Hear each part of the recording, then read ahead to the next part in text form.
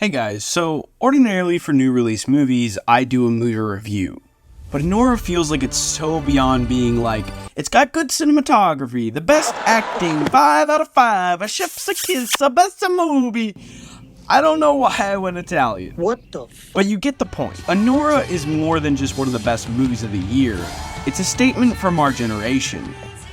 NSFW topics and spoilers ahead. The problem Anora identifies is our inability for human connection due to our transactional approach. Let me explain. Anora illustrates this mainly by mistaking two things as genuine connection: gifts and sex. Now these can be signs and even expressions of true love, but the means are not the ends, and Anora misses that crucial detail. In Baker's film, the first act is a rompous montage of these two things. We, like Anora, begin to falsely identify a real relationship between Ivan and her, so that when Ivan proposes, we think it's absolutely insane, but understand it under the guise of young love. What follows is the obvious disconnection, as we begin to realize through the Three Stooges-like journey, Ivan doesn't care about Anora. Two things are crucial here. Anora and Ivan come from completely different walks of life, so the weight of the gifts mean two entirely different things. For Anora, the expensive coat and the giant ring mean a ton, but to Ivan, it's only a small dip into his weekly allowance. There's one captivating scene in which the party is shown gambling at a casino. When the large sum of money is lost, Ivan shrugs it off while Anora gulps and tries to play it cool. It's a small moment, but it only exemplifies the difference between the two. The sex itself feels disconnected.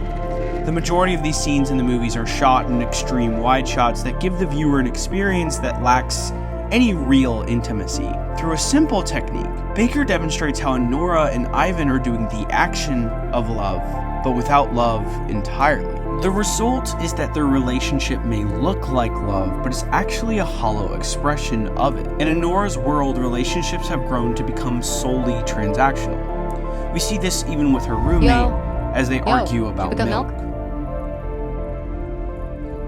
Do you see milk in the fridge?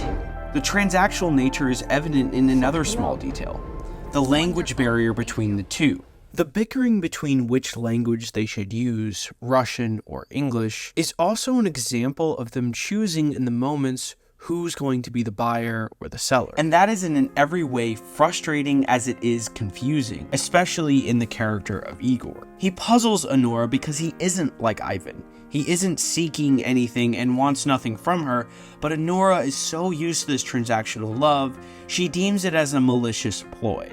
The point is only exclaimed in the final scene.